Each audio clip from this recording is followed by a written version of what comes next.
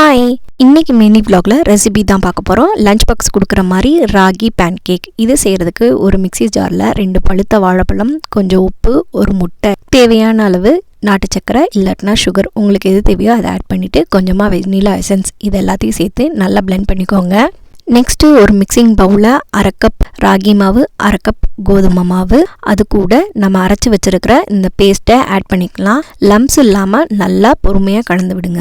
Ingredients எல்லாமே மெஷர்மெண்ட்டோட நான் description பாக்ஸ்லேயும் first கமெண்ட்லேயும் பின் பண்ணுறேன். தேவைப்படுறவங்க போய் செக் பண்ணி பாருங்கள். மிக்ஸ் பண்ணும்போது திக்காக இருந்துச்சுன்னா கொஞ்சம் தண்ணி ஆட் பண்ணி நல்லா ஸ்மூத் பேஸ்ட்டாக மிக்ஸ் பண்ணிக்கோங்க. அதுக்கடுத்து தோசை தவா இல்லாட்டினா பேன் கேக் மேக்கரில் கீ இல்லாட்டினா பட்டர் ஆட் பண்ணி கொஞ்சமாக பேட்டரை சேர்த்துக்கலாம். பேன் கேக் குக் பண்ணும்போது கொஞ்சம் மீடியம் டு லோ ஃப்ளேம்லேயே குக் பண்ணுங்க. அது போல் பேன் கேக் மேலேயும் லைட்டாக பட்டர் இல்லாட்டினா கீ ஆட் பண்ணிக்கோங்க.